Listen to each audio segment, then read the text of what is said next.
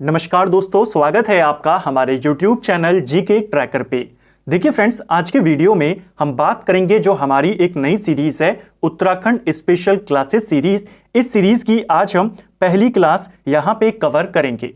आज के वीडियो में उत्तराखंड की बोली है जो आपकी प्रमुख गढ़वाली, कुमाऊनी और जौनसारी, इनसे संबंधित जो इंपॉर्टेंट बातें हैं, इनकी रचनाओं को लेकर, इनके साहित्य को लेकर के, कौन सी बोली को कितने वर्गों में बांटा गया है, कौन सी बोली उत्तराखंड में किन किन क्षेत्रों में बोली जाती है, वो सब कॉन्सेप्ट आपके आज के वीडियो से क्लियर हो जाएंगे। तीनों प्रमुख बोलियां हैं राज्य के, इनको लेकर क्वेश्चन लगातार पूछे जा रहे हैं। केवल हाल ही में नहीं, पहले भी कई बार क्वेश्चन यहां से बने हैं। आज की वीडियो में उन सभी क्वेश्चंस को भी मैं आपको साथ साथ बताते हुए चलूंगा। तो चलिए दोस्तों, आज की क्लास को शुरू करते हैं। आज की क्लास में हम इनका बेसिक जान जाएंगे, इनका पूरा इंट्रोडक्शन क्लियर कर लेंगे कॉन्सेप्ट के साथ। अगले वीडियो से आपकी जो लोकोक्तियां हैं, लोक गाथाएं हैं, उनके जो सिलेक्टेड हैं वो आपको यहां पर देखने को मिलेंगे। चलिए स्टार्ट करते हैं। देखिए, सबसे पहले बात करते हैं हिंदी की उपभाषाओं के बारे में। हिंदी की कितनी उपभाषाएं होती हैं? 5 उपभाषाएं होती हैं, जिसमें आपकी पूर्वी हिंदी है, इसमें अवधी, बघेली, छत्तीसगढ़ी आती है। फिर आती है पश्चिमी हिंदी, जिसमें खड़ी बोली, हरियाणवी, ब्रज और कन्नौजी और बुंदेली आती है। फिर आपकी आती है राजस्थानी हिंदी, जिसमें जयपुरी, मेवाती, मालवी, मारवाड़ी ये आती हैं। बिहारी हिंदी में आपकी मैथिली, भोजपुरी, मगही आ जाती हैं। और फिर आती है पहाड़ी हिंदी, जिसमें आपकी कुमाऊनी, गढ़वाली, हिमाचली, जौनसारी ये सारी आती हैं। तो आपको क्वेश्चन बनेगा, गढ़वाली, कुमाऊनी हिंदी की किस उपभाषा के अंतर्गत आती हैं? तो पहाड़ी हिंदी के अंतर्गत आती हैं। इसी को हम आज यहां पर जानेंगे। भारत का भाषाई आधार पर सर्वेक्षण किसने किया था? तो देखिए, भारत का भाषाई आधार पर पहला जो सर्वेक्षण किया था वो जॉर्ज गियर्सन के द्वारा किया गया था। 1894 से लेकर 1928 तक इसने लगभग ये सर्वेक्षण किया और इसने किताब निकाली, भारत में भाषा सर्वेक्षण या लिंग्विस्टिक स्टडी ऑफ इंडिया। ये किसकी किताब है? जॉर्ज गियर्सन की किताब है।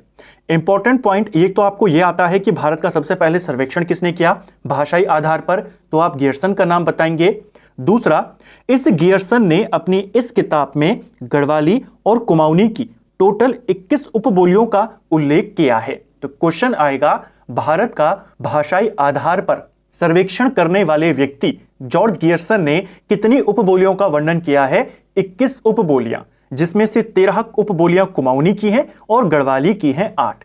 एक क्वेश्चन आपने देखा होगा आता है कि जॉर्ज गियर्सन ने गढ़वाली को कितनी उपबोलियों में बांटा है?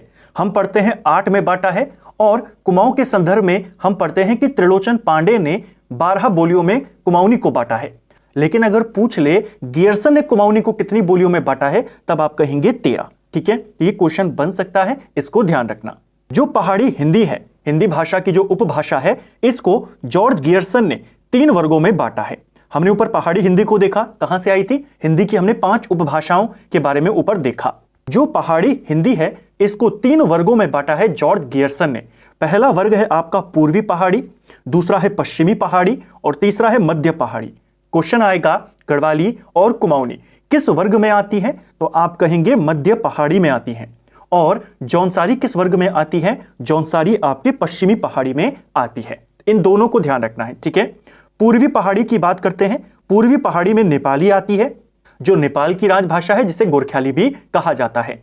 पश्चिमी पहाड़ी में जौनसारी, हिमाचली आती है और मध्य पहाड़ी में गढ़वाली और कुमाऊनी आती है। तो सीधा सीधा क्वेश्चन बन सकता है, जॉर्ज गियर्सन ने गढ़वाली, कुमाऊनी को किस पहाड़ी हिंदी में रखा है? तो मध्य पहाड़ी में। जॉर्ज गियर्सन ने जौनसारी को किस में रखा है? पश्चिमी पहाड़ी में। ठीक है, लिपि सभी की यहां पर देवनागरी होगी, तो इस चीज को भी आपने ध्यान रखना। आगे बघऊ के बारे में हम आगे और बात करेंगे जौनसारी वाले टॉपिक में, लेकिन एक कॉमन चीज याद रखना, गढ़वाली का पूछे, कुमाऊनी का पूछे, जौनसारी का पूछे। हाल ही में जौनसारी में पूछा भी गया था, जौनसारी की लिपि देवनागरी में ही ज्यादा ये लिखी जाती है। ठीक है, गढ़वाली हो या कुमाऊनी हो। राज्य का संपूर्ण भाग मध्य पहाड़ी के अंतर्गत ही आता है। ठीक है, कुमाऊनी और गढ़वाली बोली पहाड़ी हिंदी के किस वर्ग में आती है? ऐसा क्वेश्चन बनेगा, सीधा मध्य पहाड़ी। और जौनसारी किस वर्ग में आती है? पश्चिमी पहाड़ी। दोनों की लिपि क्या है? गढ़वाली और कुमाऊनी की देवनागरी और जौनसारी की भी। ठीक है, अब बात करेंगे पहले कुमाऊनी की, फिर गढ़वाली और फिर जौनसारी की। कुमाऊनी बोली की बात करते हैं। कुमाऊं क्षेत्र के उत्तरी और दक्षिणी सीमांत रेखा को छोड़कर बाकी भूभाग में कुमाऊनी बोली बोली जाती है। उत्तरी भूभाग यानी जो आपका चमोली से लगा हुआ इलाका है, गढ़वाल से लगा हुआ इलाका है, ऊपर का हिस्सा, उस वाले भाग को छोड़कर, और जो दक्षिणी इलाका है यानी जो उधम सिंह नगर वाला इलाका है, तराई जो क्षेत्र है, उसे छोड़कर बाकी पूरे कुमाऊं में क्या बोली जाती है? कुमाऊनी बोली जाती है। इसकी लिपि देवनागरी है और इसका विकास सौरसेनी अपभ्रंश से हुआ है। सीधा क्वेश्चन आ सकता है, कुमाऊनी का विकास किस अपभ्रंश से हुआ है? सौरसेनी अपभ्रंश से। ठीक है। कुमाऊनी के विकास पर विद्वानों के दो मत हैं, यानी कुछ विद्वान मानते हैं कुमाऊनी का विकास जो है वो दरद, खस, पैसाची और प्राकृत भाषा से हुआ है, और कुछ मानते हैं कुमाऊनी का विकास सौरसेनी अपभ्रंश से हुआ है। ये पॉइंट इसलिए इंपॉर्टेंट है क्योंकि दरद, खस, पैसाची, प्राकृत इन भाषाओं से कुमाऊनी का विकास मानने वालों में जॉर्ज गियर्सन शामिल है, सुनीत कुमार चटर्जी शामिल हैं और डी शर्मा। इनको लेकर पेपर में क्वेश्चन आया था। डी शर्मा को किस क्षेत्र के लिए जाना जाता है? ये हिमालयी बोलियों के विशेषज्ञ हैं। ये क्वेश्चन पेपर में बन चुका है। जैसे मैंने कहा, मैं आपको बताते हुए चलूंगा कौन कौन से बन चुके हैं आपके एग्जाम में। तो डी शर्मा हिमालयी बोलियों के विशेषज्ञ माने जाते हैं और ये कुमाऊनी का विकास किससे मानते हैं? जो दरद, खस, पैसाची आपकी बोली है, इनसे मानते हैं। जबकि ज्यादातर विद्वान कुमाऊनी का विकास सौरसेनी अपभ्रंश से मानते हैं। इसमें आपके बद्रीदत्त पांडे शामिल हैं, नारायण दत्त पालीवाल शामिल हैं, उदय नारायण तिवारी शामिल हैं, धीरेन्द्र वर्मा भी इसी में शामिल हैं। तो ज्यादातर ये वाला माना जाता है, इसलिए इंपॉर्टेंट है, और जो ज्यादा पॉपुलर व्यक्ति हैं वो इसको मानते हैं, तो ये भी इंपॉर्टेंट है। इसीलिए इस पॉइंट को मैंने यहां पर इंक्लूड किया। आज के आपको जो ज्यादा नोट्स देखने को मिलेंगे, 3 इंपॉर्टेंट बुक्स के नोट्स हैं। इसमें आपकी परीक्षा वाणी, धामी जी की जो पुस्तक है उसके नोट्स, और बलूदी जी की जो पुस्तक है उसके नोट्स आपको एक जगह पर सिंपल, सरल और सिलेक्टेड नोट्स देखने को मिलेंगे। तो इस पॉइंट को क्लियर करते हुए चलना। डी शर्मा कौन है? नाम इनका ध्यान रखेंगे। कुमाऊनी बोली सबसे ज्यादा किसके निकट है? तो कुमाऊनी बोली सबसे ज्यादा सौरसेनी अपभ्रंश के निकट है और इसी से इसकी उत्पत्ति मानी जाती है। अब सौरसेनी अपभ्रंश से एक बोली निकली है, खड़ी बोली। क्वेश्चन आता है कुमाऊनी किससे प्रभावित है? इसी खड़ी बोली से प्रभावित है। और अगर एक जनरल क्वेश्चन आएगा कि उत्तराखंड की बोलियों पर, बोलियों का मतलब यहां पर गढ़वाली और कुमाऊनी दोनों हैं, अगर क्वेश्चन आए गढ़वाली और कुमाऊनी पर किस भाषा का सबसे ज्यादा प्रभाव है, तब आप राजस्थानी को यहां पर टिक करेंगे। ठीक है। इंडिविजुअल में पूछेगा तो कुमाऊनी पर ज्यादातर प्रभाव खड़ी बोली का देखने को मिलता है। ठीक है। तो ये कुमाऊनी का थोड़ा सा इंट्रोडक्शन, इसको हमने यहां पर जाना। भाषा वैज्ञानिक त्रिलोचन पांडे ने कुमाऊनी को कितने वर्गों में और कितनी उपबोलियों में बांटा है? तो त्रिलोचन पांडे कौन है? प्रसिद्ध भाषा वैज्ञानिक। इन्होंने कुमाऊनी को 4 वर्गों में और 12 उपबोलियों में बांटा है। जबकि गियर्सन ने कितनी उपबोलियों में बांटा था? 13 उपबोलियों में बांटा था। ठीक है। उसका वो नहीं पूछा जाता वर्गीकरण, आपको त्रिलोचन पांडे वाला याद करना है। तो 4 वर्ग हैं, जिसमें पहला वर्ग है आपका पूर्वी कुमाऊनी। पूर्वी कुमाऊनी, पश्चिमी कुमाऊनी, उत्तरी और दक्षिणी, ये 4 वर्ग हैं। इन 4 वर्गों में 12 बोलियां हैं। वो 12 बोलियां कुमाऊं के अलग अलग क्षेत्र में बोली जाती हैं। उनको लेकर क्वेश्चन आता है कौन सी बोली कहां बोली जाती है और किस बोली में आपके कोई फैक्ट यहां पर जुड़ा है। देखिए, सबसे पहले पहला वर्ग देखेंगे पूर्वी कुमाऊनी। पहली आती है कुमैया। यह नैनीताल से लगे हुए काली कुमाऊं क्षेत्र में बोली जाती है। यानी नैनीताल और जो आपका चंपावत है, चंपावत को ही काली कुमाऊं कहा जाता था। क्वेश्चन पेपर में बना है कि पूर्व काल में काली कुमाऊं के नाम से किस जनपद को जाना जाता था? आप कहेंगे चंपावत और उसके आसपास का इलाका। चंपावत के साथ ही आपका ऐसे में नैनीताल लगा हुआ है, तो ये जो चंपावत से लगा हुआ इलाका है, यहां पर बोली जाती है आपकी कुमैया बोली। तो नैनीताल से लगा हुआ चंपावत का जो इलाका है, नैनीताल चंपावत का जो सीमा वाला इलाका है, वहां पर आपकी कौन सी बोली बोली जाएगी? कुमैया बोली जाएगी। इसके बाद आती है सौरियाली, पिथौरागढ़ के सौर क्षेत्र में बोली जाएगी। फिर आती है सिराली, ये पिथौरागढ़ के सिरा क्षेत्र में बोली जाएगी। जो डीडी हाट है पिथौरागढ़ का, इसे पूर्व में सिरा क्षेत्र के रूप में जाना जाता था। यानी जो डीडी हाट का इलाका है पिथौरागढ़ का, जैसे आपका इस तरीके से पूरा पिथौरागढ़ बना है, तो इधर नीचे की साइड जो आपका पूरा इलाका है डीडी हाट का इलाका, इधर आपका गंगोली हाट पड़ता है, ये सब आपका क्या कहलाता था? पहले सिरा कहलाता था। और यहां पर आपकी सिराली बोली बोली जाती है। यानी ये दोनों के दोनों कहां की हो गई? विशेषकर पिथौरागढ़ की हो गई। पिथौरागढ़ की एक और है आपकी अस्कोटी। पिथौरागढ़ का जो अस्कोट क्षेत्र है, यहां पर बोली जाती है आपकी अस्कोटी बोली, और इस पर नेपाली भाषा का प्रभाव देखने को मिलता है। तो ये आपका कुमाऊनी के अंतर्गत पहला वर्ग हमने देखा, पूर्वी कुमाऊनी, जिसमें कुमैया, सौरियाली, सिराली और अस्कोटी शामिल है। एक पेपर में आपको ध्यान होगा, क्वेश्चन आया था कि सलानी बोली किस टाइप की बोली है, कहां की बोली है, तो यह गढ़वाली बोली का पार्ट है और आपको विकल्प दिए गए थे कि इनमें से कुमाऊं की कौन सी बोली नहीं है। तो ऐसे ही क्वेश्चन आएंगे, सिराली कहां की है, सौरियाली कहां की है। हो सकता है अगर कभी डीप क्वेश्चन बनाए तो ये बना दे कि त्रिलोचन पांडे के अनुसार पहला वर्ग जो है आपका पूर्वी कुमाऊनी, इसमें कौन कौन शामिल है, उत्तरी कुमाऊनी में कौन कौन है, दक्षिणी कुमाऊनी में कौन कौन है, इस टाइप से। ठीक है, इसके बाद आता है दूसरा वर्ग, पश्चिमी वर्ग। पश्चिमी वर्ग में आपकी एक बोली है खस पराजिया। खस पराजिया पश्चिमी वर्ग में आती है। बारह मंडल और दानपुर के आसपास के क्षेत्र में आपकी यह बोली बोली जाती है। कौन सी वाली? खस पराजिया बोली। जो बारह मंडल परगना है आपका अल्मोड़ा के आसपास का इलाका, और दानपुर परगना यानी बागेश्वर का कुछ इलाका, तो अल्मोड़ा और बागेश्वर का जो इलाका है आपका, जहां पर ये दोनों जनपद मिलते हैं, वहां पर आपकी कौन सी बोली जाएगी? खस पराजिया बोली जाएगी। इसे लिखित साहित्य की मानक कुमाऊनी कहा जाता है। तो मानक कुमाऊनी के नाम से कौन सी बोली जानी जाती है? आप कहेंगे खस पराजिया जानी जाती है। केंद्रीय बोली के तौर पर भी इसे माना जाता है। तो इसको लेकर इस फैक्ट को याद रखना है कि लिखित साहित्य की मानक कुमाऊनी किस बोली को माना जाता है? खस पराजिया को याद करेंगे। चंद काल में माना जाता है कि जो ये पूरा इलाका था, बारह मंडल का जो पूरा परगना था आपका, चंद राजा यहां पर खास लोगों को ही नियुक्तियां देते थे, अपने कर्मचारियों को नियुक्त करते थे, और इन्हीं खास लोगों की जो भाषा से आगे जाकर खस पराजिया बन गई। कुछ विद्वान इस थ्योरी को मानते हैं, कुछ मानते हैं कि इस क्षेत्र में खस जाति का ज्यादा आधिपत्य था, इसीलिए इस बोली को खस पराजिया कहते हैं। इतना डिटेल नहीं जाएगा, सिर्फ इतना याद कर लीजिए कहां पर बोली जाती है। सीधा क्वेश्चन आएगा, अल्मोड़ा के बारह मंडल और दानपुर का जो बागेश्वर का इलाका है, यहां पर कौन सी बोली जाती है? खस पराजिया। लिखित साहित्य की मानक कुमाऊनी कौन है? खस पराजिया। एक और है पश्चिमी वर्ग में आपकी पछाई बोली। जो पछाई है अल्मोड़ा के दक्षिण भाग से गढ़वाल सीमा तक बोली जाती है। तो अल्मोड़ा से लेकर गढ़वाल तक जो आपकी बोली बोली जाती है वो है पछाई बोली। अल्मोड़ा में जो रामगंगा नदी है आपकी, उसके जो ऊपर का इलाका है उसे पाली पछाव के नाम से जाना जाता है, और उसी क्षेत्र में जो बोली बोली जाती है पछाई बोली बोली जाती है। ठीक है, इसके बाद आती है फाल्दा कोटी। ये भी किसका वर्गीकरण है? कुमाऊनी के अंतर्गत है ये भी। ठीक है, यह आपके नैनीताल और अल्मोड़ा के कुछ क्षेत्रों में बोली जाती है। यानी अल्मोड़ा को अगर हम सेंटर में माने, अल्मोड़ा का जो इलाका बागेश्वर के साथ लगता है, वहां के आसपास के क्षेत्र में कौन सी बोली बोली जा रही है? आपकी खस पराजिया बोली जा रही है।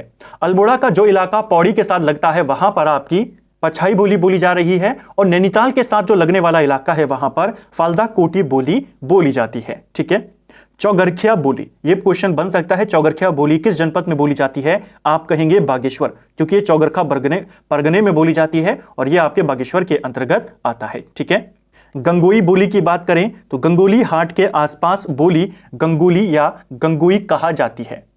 पिथौरागढ़ में ही डीडी हाट से थोड़ा सा अगर आप नीचे को जाएंगे तो गंगोली हाट का इलाका पड़ेगा, और यहां पर जो बोली जाएगी वो है आपकी गंगोली बोली। ठीक है, दनपुरिया बोली बोले तो दानपुर जो परगना है बागेश्वर में, इसके उत्तर में, और पिथौरागढ़ का जो जौहर इलाका है उसके दक्षिण में जो बोली यहां पर कही जाती है वो है दानपुरिया बोली। ये पेपर में आया है, दनपुरिया बोली कहां बोली जाती है राज्य में, तो आप बागेश्वर को यहां पर टिक करेंगे। ठीक है, और कुछ क्षेत्र इसका पिथौरागढ़। दानपुरिया बोली में महाप्राण ध्वनियों के उच्चारण का अभाव देखने को मिलता है। तो कुमाऊनी की किस बोली में महाप्राण ध्वनियों के उच्चारण का अभाव है? आप कहेंगे दानपुरिया बोली। तीसरा वर्ग है उत्तरी कुमाऊनी वर्ग। हमने पूर्वी देख ली, पश्चिमी देख ली। जो उत्तरी कुमाऊनी वर्ग है इसमें आपकी एक ही बोली है, जौहरी। इस पर तिब्बती भाषा का प्रभाव देखने को मिलता है। यह बोली आपके जौहर और कुमाऊं के उत्तर सीमावर्ती क्षेत्रों में बोली जाती है। जो पिथौरागढ़ में आपका जौहर क्षेत्र है और जो चीन तिब्बत के साथ लगा हुआ क्षेत्र है, वहां पर आपकी ज्यादातर जौहरी बोली जाती है। इसको भी आपने ध्यान रखना है, क्वेश्चन बनेगा। जो भोटिया लोग यहां पर रहते हैं वो भी इसी बोली का प्रयोग करते हैं। क्वेश्चन ऐसा आएगा, इनमें से किस बोली पर तिब्बती भाषा का प्रभाव है? आप कहेंगे जौहरी पर है। और ऊपर हमने देखा था अस्कोटी बोली के बारे में, जिसके ऊपर नेपाली भाषा का प्रभाव है। ठीक है, चौथा वर्ग है दक्षिण कुमाऊनी वर्ग। इसमें नैनीताली कुमाऊनी आती है, या जिसे रच भैंसी के नाम से भी जाना जाता है। नैनीताली कुमाऊनी की बात करें, या जिसे रच भैंसी भी कहते हैं, नैनीताल के जो रौ और चौबेसी नाम की जो पट्टियां हैं वहां पर यह बोली ज्यादातर बोली जाती है। तो ये दोनों पट्टियों जिनके नाम से ये बोली बनी है रचभैंसी, नैनीताल के विभिन्न क्षेत्रों में बोली जाती है। तो नैनीताल के अंदर ज्यादातर कौन सी बोली बोली जाएगी? नैनीताली कुमाऊनी। ये क्वेश्चन ऐसे भी आ सकता है कि इनमें से किस कुमाऊनी की उपबोली को, हमने 12 उपबोलियों को देखा, किसको नैनीताली कुमाऊनी के नाम से जाना जाता है? तो आप कहेंगे रचभैंसी को जाना जाता है। ठीक है, तो ये कुमाऊनी की हमने उपबोलियों को देखा। कुछ और इंपॉर्टेंट है कुमाऊं क्षेत्र की बोलियां, यानी जो कुमाऊं में बोली जाती हैं उनको देखिए। कुमाऊं और गढ़वाल की सीमावर्ती क्षेत्रों में जो बोली जाती है वो है आपकी मज कुमैया, या जिसे मज कुमैया भी कुछ जगहों पर लिखा गया है। यह आपके गढ़वाल और कुमाऊं, जैसे ये आपका इधर गढ़वाल हो गया, इधर कुमाऊं हो गया, जो सीमावर्ती इलाका है दोनों का, वहां पर कौन सी बोली जाती है? मज कुमैया। यह कुमाऊनी और गढ़वाली का मिला जुला रूप है। क्वेश्चन आएगा इनमें से किस बोली पर गढ़वाली और कुमाऊनी का मिश्रित रूप देखने को मिलता है, मिला जुला रूप देखने को मिलता है? माज कुमैया। ठीक है, यह बेसिकली गढ़वाल की एक उपबोली है, लेकिन कुमाऊं के कुछ क्षेत्र में बोली जाती है। अगली है नेपाल से लगे सीमांत क्षेत्रों में बोली जाती है। तो नेपाल से लगे हुए जो सीमांत क्षेत्र है वहां पर जो कुमाऊनी की उपबोलियां हैं वो तो बोली ही जाती हैं, हमने ऊपर देखा। उनके अलावा भी एक और बोली है गोरखाली या नेपाली बोली, नेपाल से लगे सीमांत क्षेत्रों में बोली जाती है। अगला जो इंपॉर्टेंट पॉइंट है, टनकपुर से लेकर काशीपुर तक कौन सी बोली बोली जाती है? तो टनकपुर से लेकर जो चंपावत का इलाका है वहां से लेकर आपका जो पूरा उधम सिंह नगर है काशीपुर तक आपकी कौन सी बोली जाएगी? ये जाएगी भावरी बोली। तो इस चीज को याद रखेंगे, पेपर में क्वेश्चन आता है। ठीक है, तो ये हमने कुमाऊनी बोली के उपबोलियों को देखा। तो पहले इंट्रो को देखा, फिर उपबोलियों के वर्गीकरण को देख लिया। अब बात करते हैं कुमाऊनी लोक साहित्य को लेकर के। यहां से भी आपके कई क्वेश्चन बने हैं, अब उनको हम यहां पर कवर करेंगे। सबसे पहला है, एमपी जोशी के अनुसार कुमाऊनी का पहला तिथि युक्त नमूना किसे माना जाता है? तो महेश्वर प्रसाद जोशी जो है, एमपी जोशी जो हैं, ये कुमाऊनी का पहला तिथि युक्त नमूना जो मानते हैं दिगांस अभिलेख को मानते हैं। दिगांस अभिलेख आपके 1105-1106 का है। यह आपके पिथौरागढ़ से मिला है और इसे कुमाऊनी का पहला लिखित जो तिथि युक्त अभिलेख है वो माना जाता है। इसको आपने ध्यान रखना है। ठीक है, अगला है रामभद्र त्रिपाठी द्वारा कुमाऊनी में अनुदित चाणक्य नीति का गद्य अनुवाद साहित्यिक दृष्टि से कुमाऊनी की पहली रचना कही जा सकती है। तो कुमाऊनी का पहला लिखित जो तिथि युक्त अभिलेख है वो कौन है? दिगांस अभिलेख, पिथौरागढ़ से मिला है। ठीक है, दूसरा, कुमाऊनी की पहली रचना किसे माना जाता है? तो पहली रचना माना जाता है रामभद्र त्रिपाठी की रचना है जिसमें इन्होंने चाणक्य नीति का कुमाऊनी में अनुवाद किया था। तो क्वेश्चन बन सकता है चाणक्य नीति का कुमाऊनी में अनुवाद किसने किया? आप कहेंगे रामभद्र त्रिपाठी ने किया। वर्ष के बहुत कम चांस हैं, फिर भी ध्यान रखेंगे, लेकिन कुमाऊनी की पहली रचना है और चाणक्य नीति का कुमाऊनी में किसने अनुवाद किया? रामभद्र त्रिपाठी। कुमाऊनी रचनाओं का सिलसिला कब से शुरू हुआ? यह क्वेश्चन पेपर में बन चुका है।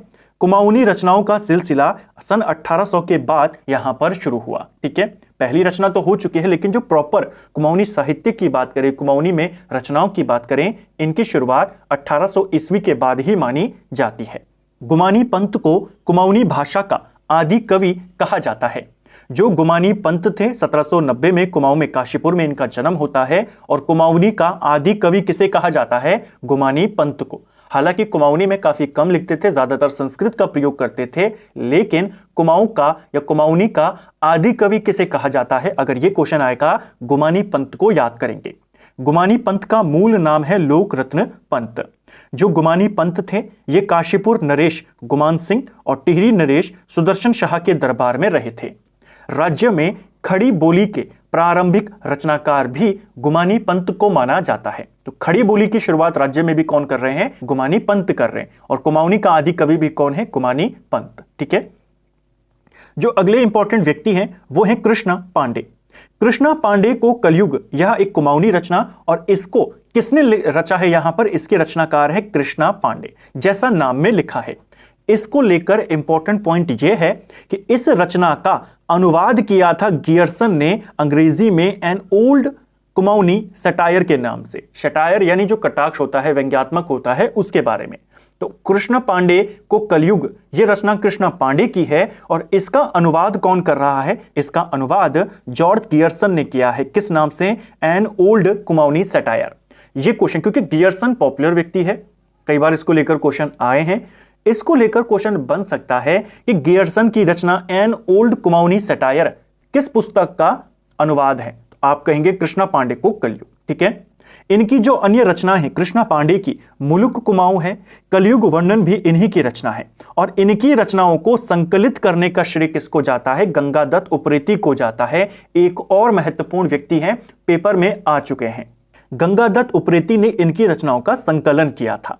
कुमाऊनी भाषा का पहला वैज्ञानिक अध्ययन करने का श्रेय किसको दिया जाता है? तो कुमाऊनी भाषा का पहला वैज्ञानिक अध्ययन गंगादत्त उप्रेती ने किया था और इन्हें कुमाऊनी का पहला भाषा वैज्ञानिक कहा जाता है। तो देखिए कितना इंपॉर्टेंट क्वेश्चन है। कुमाऊनी का पहला वैज्ञानिक अध्ययन किसने किया? गंगादत्त उप्रेती। कुमाऊनी के पहले भाषा वैज्ञानिक कौन माने जाते हैं? गंगादत्त उप्रेती। और इन्हीं गंगादत्त उप्रेती ने कृष्णा पांडे की रचनाओं का संकलन किया और वही कृष्णा पांडे जिनकी एक रचना का अनुवाद गियर्सन ने किया। ठीक है। जो गंगादत्त उप्रेती हैं इनके बारे में ये पॉइंट तो हमने देख ही लिए हैं कि इन्होंने पहला कुमाऊनी का वैज्ञानिक अध्ययन किया। इन्होंने द बुक ऑफ ईस्थर, एक और अंग्रेजी किताब, इसका कुमाऊनी में अनुवाद किया। तो क्वेश्चन बनते रहते हैं। ठीक है कि मेघदूत का कुमाऊनी अनुवाद किसने किया? ऐसा क्वेश्चन पेपर में बन चुका है। उसी प्रकार पूछ लेगा द बुक ऑफ ईस्थर का कुमाऊनी में किसने किया है? तो इसको ध्यान रखेंगे, गंगादत्त उप्रेती। दुर्गा पाठ सार का कुमाऊनी अनुवाद किसने किया है? तो दुर्गा पाठ का कुमाऊनी अनुवाद चिंतामणि जोशी ने किया है।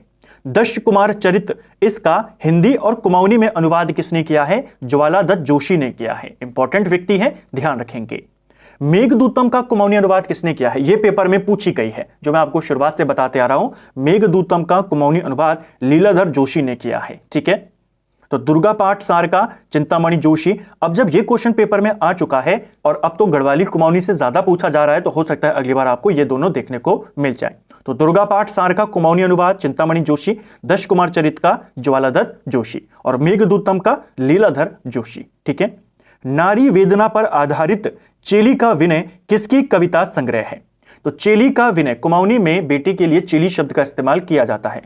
आने वाली जो हमारी उत्तराखंड स्पेशल क्लासेस होंगी उसमें इंपॉर्टेंट शब्दावली को भी देखेंगे, लोकोक्तियों को भी देखेंगे और लोकोक्तियों के माध्यम से आपके कई सारे शब्द अपने आप क्लियर भी हो जाएंगे। तो नारी वेदना पर आधारित है एक कुमाऊनी रचना चेली का विनय और यह एक कविता है, रामदत्त पंत कविराज की रचना है। और ये क्वेश्चन आई थिंक पूछा गया था किसी एग्जाम में, इनमें से किसे कविराज के नाम से जाना जाता है? तो रामदत्त पंत को ही जाना जाता है। इनकी एक प्रसिद्ध यहां पर कुमाऊनी कविता है चेली का विनय। ठीक है। किस पर बेस्ड है? नारी वेदना पर बेस्ड है। ठीक है।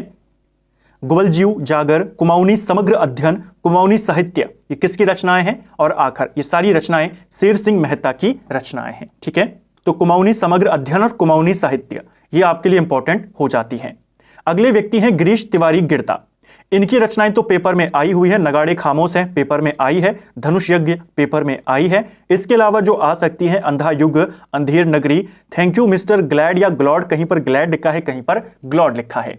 भारत दुर्दशा भी इन्हीं की रचना है। सबसे महत्वपूर्ण रचना इनकी नगाड़े खामोश है। इसके अलावा शिखरों के स्वर, रंग डारी दियोरे अल्बेलियन, ये सारी रचनाएं भी किसकी हैं? गिरीश तिवारी गिरदा की हैं।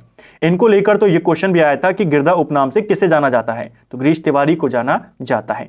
झूसिया दमई के ऊपर शोध ग्रंथ लिखने का काम भी किसने किया है? गिरीश तिवारी ने किया है। तो इस क्वेश्चन को भी याद करेंगे, पेपर में आएगा।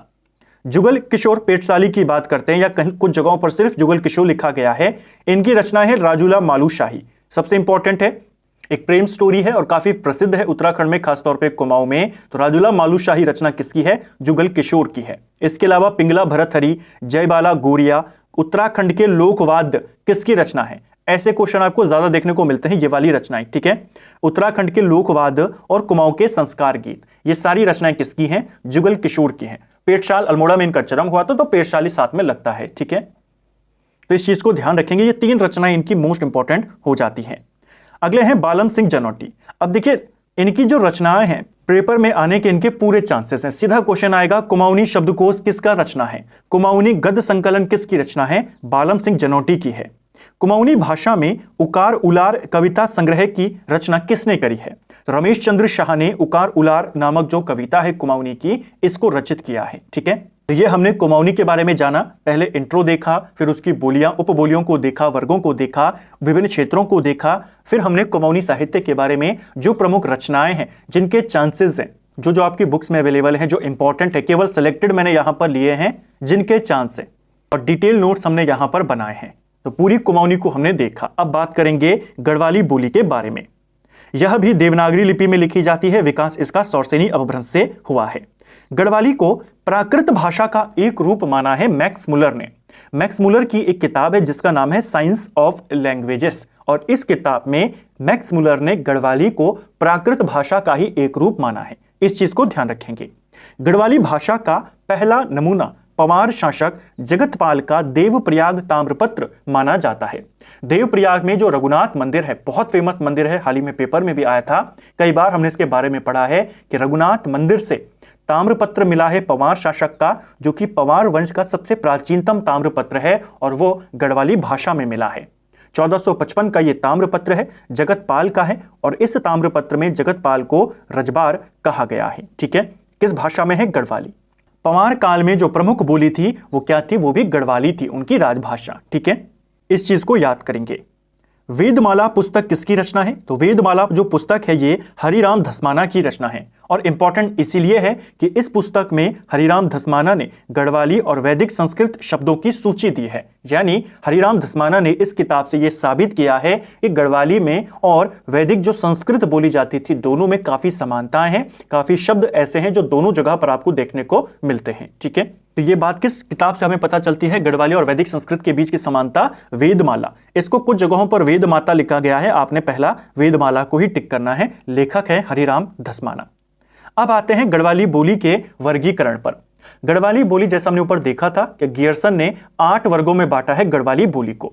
तो गढ़वाली को 8 वर्गों में किसने बांटा है? जॉर्ज गियर्सन ने बांटा है। किस वर्ग में इसने बांटा है? पहली है आपकी श्रीनगरी। श्रीनगर के जो आसपास का इलाका है, पौड़ी देवल जो इलाका है आपका, देवलगढ़ का इलाका, वहां पर बोली जाती है। दूसरी है नागपुरिया बोली। नागपुरिया जो नागपुर परगना है आपका, चमोली के अंदर और चमोली के आसपास का जो इलाका है वहां पर बोली जाती है नागपुरिया बोली। ठीक है, दसौलिया बोली की बात करते हैं, ये भी आपके चमोली जनपद में है और उसी का जो दसौलिया इलाका है वहां पर ज्यादातर बोली जाती है। ठीक है, नागपुरिया और दसौलिया कहां ज्यादा बोली जाती है? चमोली में बोली जाती है। बधाणी बोली की बात करें तो चमोली के अंदर जो बधाण क्षेत्र है वहां पर बोली जाती है। जो नंदाकिनी और पिंडर नदी है उनके बीच का जो इलाका है पूरा, उसे बधाण क्षेत्र के नाम से जाना जाता है और उसे क्षेत्र में बधाणी बोली जाती है। यहां पर अगली है राठी। जो पौड़ी का जो पर्वतीय इलाका है, पौड़ी में जो ऊपरी इलाका है, राठ क्षेत्र के नाम से जाना जाता है। राठ जनजाति जहां पर निवास करती है वहीं की बोली है राठी। मांझ कुमैया की बात करें, ऊपर डिटेल में इसके बारे में देखा था, गढ़वाल और कुमाऊं की सीमा पर बोली जाती है। सलाणी की बात करें, यह पेपर में आई थी, इनमें से कौन कुमाऊनी नहीं है, तो सलाणी को याद आपने रखना था। यह टिहरी के सलाण क्षेत्र में बोली जाती है। ज्यादातर इसका जो प्रभाव है वो टिहरी में देखने को मिलता है। यह गढ़वाली की एक उपबोली है। ठीक है, और फिर आती है टिहरियाली। नाम से ही पता चलता है टिहरी का जो कुछ क्षेत्र है वहां पर बोली जाती है। तो टिहरी में आपके सलाणी और टिहरियाली बोली जाएगी। मांझ कुमैया बॉर्डर पर बोली जाएगी। गढ़वाल और कुमाऊं के राठी पौड़ी के ऊपरी इलाकों में बोली जाएगी। जो टिहरियाली है इसे सेमुखेम क्षेत्र में, यह भी आपके टिहरी में आता है, पेपर में आया था। सेमुखेम नागराजा मंदिर कहां है? टिहरी में है।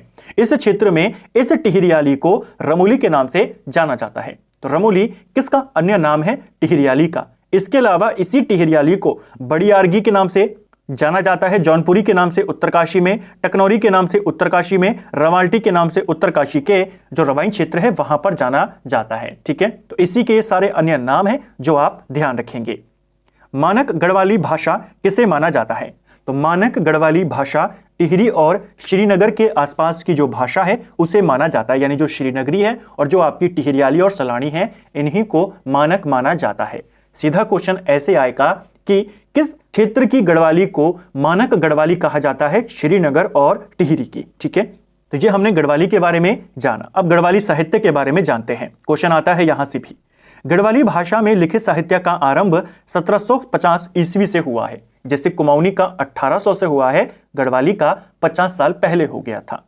गढ़वाली की प्रथम रचना यह मानी जाती है गोरखवाणी और इसके रचयिता सुदर्शन शाह को माना जाता है। ठीक है, तो गढ़वाली की पहली रचना कौन मानी जाती है? सुदर्शन शाह द्वारा रचित गोरखवाणी। पेपर में आई है गोरखवाणी किसकी रचना है? सुदर्शन शाह की। गढ़वाली बोली का पहला नाटक कौन है? तो गढ़वाली बोली का पहला नाटक है जय विजय, 1911 में लिखा गया। दूसरा नाटक है भक्त प्रहलाद, 1914 में लिखा गया। इसके रचयिता है भवानी दत्त थपलियाल। तो काफी इंपॉर्टेंट है। गढ़वाली का पहला नाटक क्या है? नाम जय विजय, और इसे किसने लिखा है? भवानी दत्त थपलियाल ने लिखा है। कुछ जगहों पर भगवती दत्त थपलियाल या भगवती प्रसाद थपलियाल भी दिया है, दोनों एक ही व्यक्ति हैं। ज्यादातर आपने भवानी दत्त थपलियाल या भवानी प्रसाद थपलियाल को याद करना है, ठीक है। यही भवानी दत्त थपलियाल हैं जिन्होंने ये 2 गढ़वाली नाटकों को लिखा और इन्होंने ही 1917 में टिहरी में शम्योर नाट्य क्लब की स्थापना करी थी। ये क्वेश्चन भी पेपर में बन सकता है कि शम्योर नाट्य क्लब टिहरी में किसके द्वारा खोला गया? भवानी दत्त थपलियाल। और कौन है जिन्होंने गढ़वाली का पहला नाटक लिखा और दूसरा नाटक भी लिखा। कुछ जगहों पर इसका उल्टा दिया गया है कि भक्त प्रहलाद पहला नाटक है और जय विजय दूसरा नाटक है। आपने दोनों को याद करना है, पहला रेफरेंस आपने जय विजय को देना है, ठीक है। अगले हैं लीलाधर कोटनाला। लीलाधर कोटनाला की आपकी सिर्फ ये वाली रचना जो है ये पेपर में पूछी जा सकती है। गढ़वाली छंदमाला किसने लिखी है? आपको ध्यान होगा एक पेपर में क्वेश्चन आया था, गढ़वाली व्याकरण की रूपरेखा किसने तैयार करी है? हम आंसर करते थे अबोध बंधु बहुगुणा के द्वारा उसे तैयार किया गया है, ठीक है। इसी प्रकार क्वेश्चन आएगा गढ़वाली छंदमाला किसकी है? तो आप कहेंगे लीलाधर कोटनाला की है। एक और क्वेश्चन आएगा गढ़वाली भाषा का व्याकरण ये किसकी रचना है? तो ये रचना आपके रजनी कुकरेती जी की है। तो जब आपसे पूछा जा सकता है कि गढ़वाली व्याकरण की रूपरेखा ये रचना किसकी है? अबोध बंधु बहुगुणा। तो क्या गढ़वाली छंदमाला नहीं पूछा जा सकता? क्या आपसे गढ़वाली भाषा का व्याकरण नहीं पूछा जा सकता? या फिर गढ़वाली भाषा की शब्द संपदा ये किसकी रचना है? ये रमाकांत बेंजवाल की रचना है। ये कुछ इंपॉर्टेंट रचनाएं जो आपको ध्यान में रखनी है, इनको नोट साथ में कर लीजिए, ठीक है। तारादत्त गेरोला की बात करें तो सदैई रचना पेपर में पूछी जा चुकी है। पेपर में आई थी कि जो गढ़वाली कविताओं की एक रचना है सदैई किसकी है? तारादत्त गेरोला की है। इसके अलावा गढ़वाली कविता वाली भी इन्हीं की रचना है, ठीक है। तारादत्त गेरोला की जो नॉर्मल रचनाएं हैं, हिंदी की रचना है, वो भी पेपर में आती है। जैसे selected land revenue decision of Kumaon किसकी रचना है? तारादत्त गेरोला की है। हिमालयन फोकलोर किसकी रचना है? तारादत्त गेरोला की है। जो हिमालयन फोकलोर है इसे इन्होंने जो अंग्रेज साथी है इनका शर्मन ओकले उसके साथ मिलकर लिखी है। बस आपको कौन सी याद करनी है? गढ़वाली रचना याद करनी है, गढ़वाली कवितावली और सदैई। अगले हैं गोविंद चातक। गोविंद चातक भी एक प्रसिद्ध लेखक हैं। इनकी 2 रचनाएं याद कर लीजिए, गढ़वाली लोकगीत और गढ़वाली एक सांस्कृतिक अध्ययन। किसकी है? गोविंद चातक की है, ठीक है। हरिदत्त भट्ट शैलेश की बात करें, इनकी पुण्यतिथि 19 सितंबर को राज्य में साहित्य दिवस के रूप में मनाया जाता है। तो बहुत इंपॉर्टेंट क्वेश्चन हो गया, राज्य में साहित्य दिवस किसकी पुण्यतिथि पर मनाया जाता है? किससे संबंधित है? हरिदत्त भट्ट शैलेश से संबंधित है। 19 सितंबर को मनाया जाता है। इनकी कुछ रचनाएं हैं जैसे गढ़वाली को नयो कदम, नौबत, हरिदू, गढ़वाली भाषा और उसका साहित्य। ये सबसे इंपॉर्टेंट रचना है। कुछ दिन पहले हमने इसको देखा भी था कि गढ़वाली भाषा और उसका साहित्य किसकी रचना है? हरिदत्त भट्ट शैलेश की रचना है। और अगर क्वेश्चन आ जाएगा गढ़वाली लोक साहित्य का विवेचनात्मक अध्ययन, ये किसकी रचना है? मोहनलाल बाबुलकर की रचना है। ये सारी रचनाएं आपको यहां पर देखने को भी मिलेंगी जब हमारी उत्तराखंड स्पेशल क्लासेस सीरीज और आपको यहां पर मिलेंगी। तो गढ़वाली भाषा और उसका साहित्य हरिदत्त भट्ट शैलेश की है और गढ़वाली लोक साहित्य का विवेचनात्मक अध्ययन मोहनलाल बाबुलकर की है। और गढ़वाली भाषा सिर्फ इतना आएगा, ये भी गोविंद चातक की रचना है, ठीक है। ये कुछ इंपॉर्टेंट रचनाएं। अगले व्यक्ति हैं चंद्र कुंवर बर्थवाल। इनका मूल नाम कुंवर सिंह बर्थवाल था। काफल पाको पेपर में आया हुआ है। इस गीत के रचनाकार कौन है? तो काफल पाको के रचनाकार चंद्र कुंवर बर्थवाल हैं और इनका एक प्रसिद्ध कविता संग्रह है हिमवंत जो 1945 में आया था। ये क्वेश्चन भी पेपर में आए हैं, दोनों के दोनों। एक सिंगल वीडियो से आपके गढ़वाली और कुमाऊनी से संबंधित कितने सारे क्वेश्चन हैं जो बन चुके हैं। अगले व्यक्ति हैं डॉक्टर उमा शंकर सतीश। उमा शंकर सतीश की बात करें तो इनकी जो रचना है उसका नाम है लिंग्विस्टिक स्टडी ऑफ जौनसारी। ये भी एक काफी महत्वपूर्ण रचना है और यह रचना उमा शंकर सतीश की है। पेपर में पूछी गई है, प्रीवियस ईयर का है।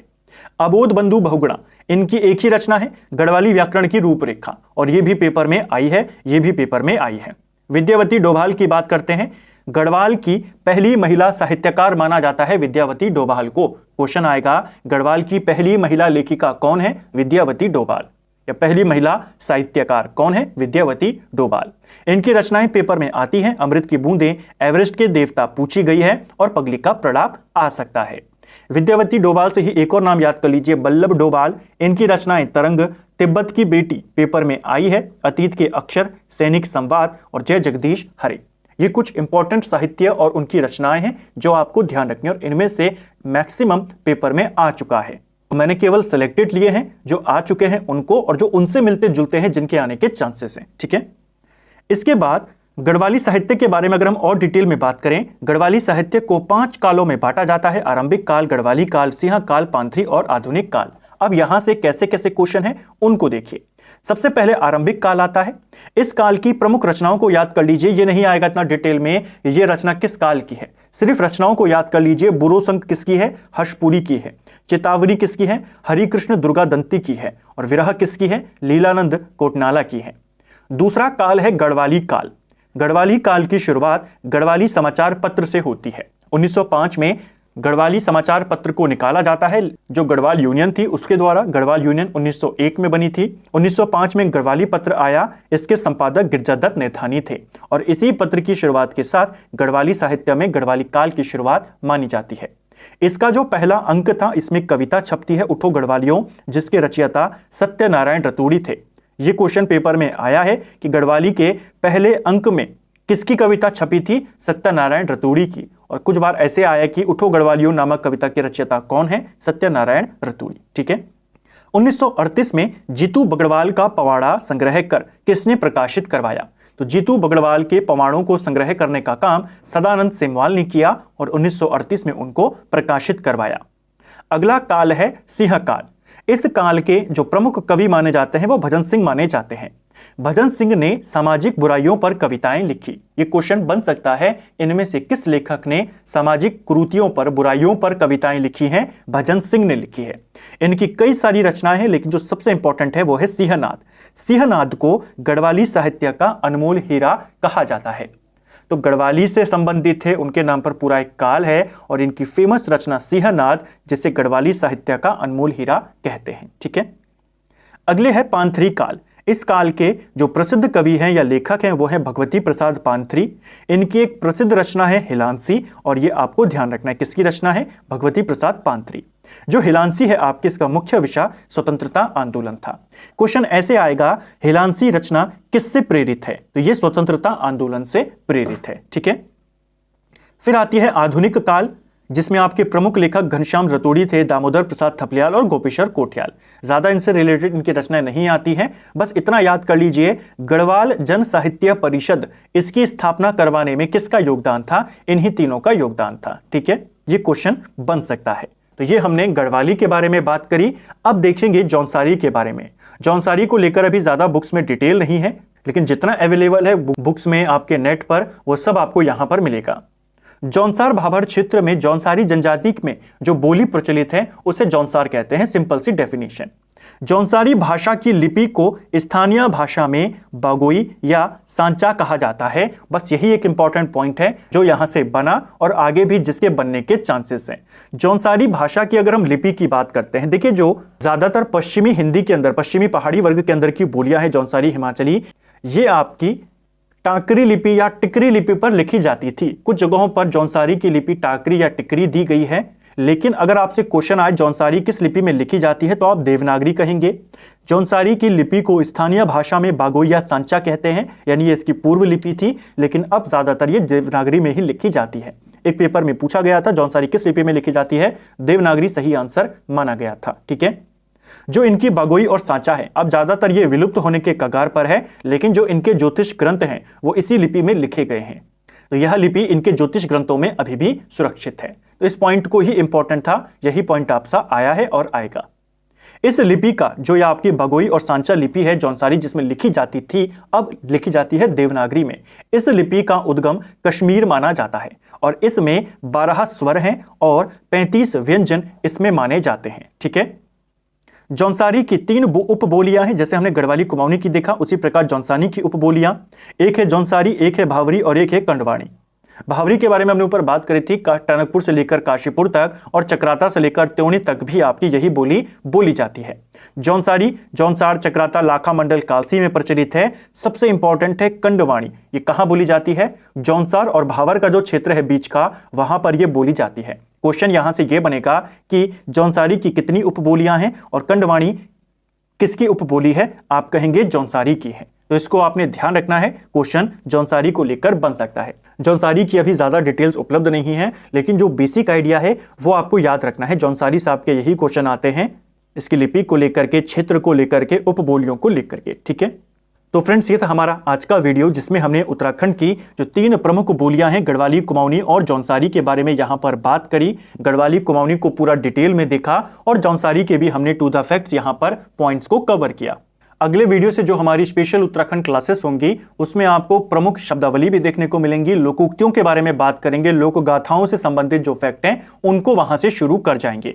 पहले एक बेसिक आइडिया होना जरूरी था जहां से आपका बेस बने कि किस किस वर्ग में किस किस ने बांटा है, क्या क्या फैक्ट हैं, वो सब हमने आज यहां पर क्लियर कर दिया। उम्मीद करता हूं आपको आज का वीडियो पसंद आया होगा। अगर आपको ये वीडियो पसंद आया है तो वीडियो को लाइक करें, चैनल पर नए हैं तो सब्सक्राइब करें, अपने दोस्तों के साथ शेयर करें। वीडियो आपको कैसा लगा कमेंट बॉक्स में हमें जरूर बताएं। Thank you friends.